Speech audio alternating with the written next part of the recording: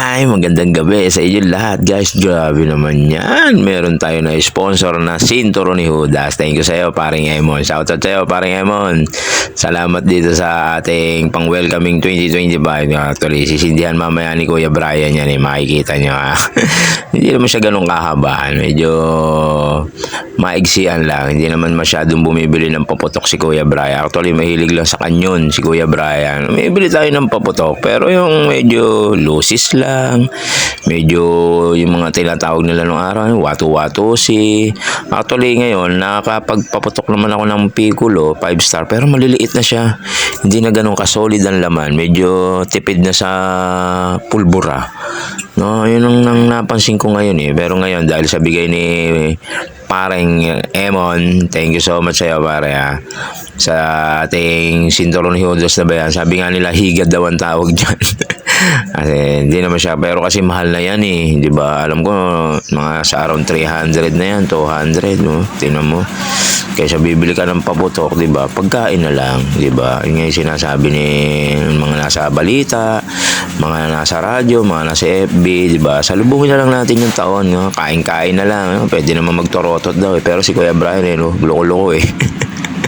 May biniling paputok sa'yo. Shoutout sa'yo, Kuya Kim. Yan. Si Kuya Kim kasi bumili ng paputok diyan sa bandang baba namin. Yan.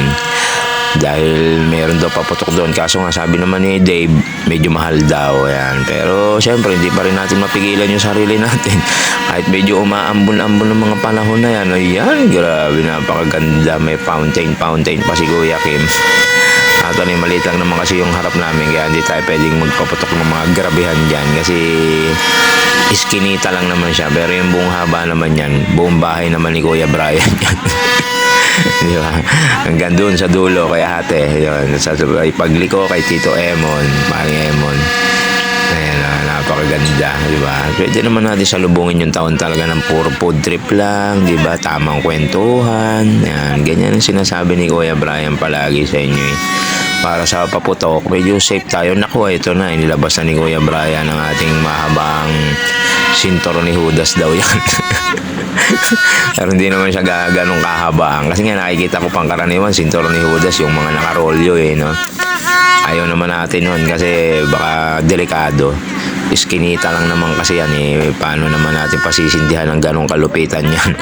Baka makasunog tayo, di ba? Wag naman, di ba? Kaya, tingnan mo naman si Mami Jenny. Toro-torotot lang. Pero yan nga si Kuya Kim saka si Kuya Dave eh, no? Pas-pas lang kakapaputok doon, mga loko-loko eh, di ba? Di ba? Kaya si Juan Sairo lang naman talaga siya. Minsanan lang din naman, di ba? Mabaga, sabi nga nila, yung paputok is nagsisimbolize siya ng swerte, pantaboy ng malas, di ba? For welcoming 2025 para sa buong taon ay maraming biyaya ang dumating sa atin, di ba?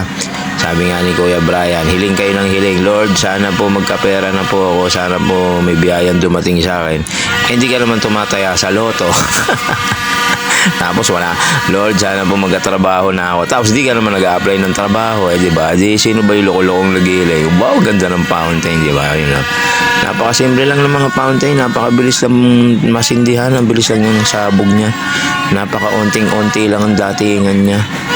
Di ba? Kaya sabi ko nga rito kay Kay, huwag kang masyadong bumili ng paputok at nakakahinayang ang pera. Di ba? Pagkain na lang, o kinabukasan, tingnan nyo naman kami, may spaghetti pa kami. May bake mac galing kay ate. Mga 3 araw pa siguro ito maubos. Eh, siyempre, di ba? Kagabi, very busy na si Kuya Brian saka si Mami Jenny. Di naman, yung may nakabigay naman kami ng onte sa kapitbahay, di ba? Onti lang naman yung handa ni Kuya Brian eh. Yan o, di ba? Mausok na pausok ang buong pasilyo, ang buong iskinita ni Kuya Brian. Dahil sa ating Sinturo ni Judas na yan. Napakaganda kasi ng Sinturo ni Judas sa bigay ni Paring Emon, di ba? Talagang tumataginting. Lahat kami nagtakbuhan eh. Makulit si Kuya Brian eh. No? Ayan, siyempre, yan, sabi ko nga sa inyo, di ba? Mild lang yung paputok namin, lusis lang, ayan, oh. Pwede na tayo dyan, oh. Tuwan-tuwa nga si Kuya Dave, eh, oh. Kahit naman ako, eh, oh. Tumatalsik-talsik pa yung baga sa paa namin, eh. Si Mami Jenny, nakatakip pa ng ilong. Mausok kasi, maliit nga kasi yung lugar, ayan, oh. Masikip. Kaya hindi naman tayo pwedeng magpaputok ng todohan dyan. O, tapos may mga kuryente pa. Diba? Wala nga kaming kwitis. May kwitis, ilang piraso. May binili raw si Kuya Dave yun. Nahihirapan kami sindihan kasi saan balilipad yun. Diba? Ayan o, Boss Amir, thank you sa'yo, diba? Kasi nga si Boss Amir kanina aking videographer. Ayun, ako tumalong pa si Kuya Amir. Lalaki na lalo ng todo yan si Kuya, si Boss Amir. Diba? Tatangkad na lalo. Ayan. Si Mayora, hindi ko na nga makita eh. Nandun siya sa banda kay ate, mausok kasi.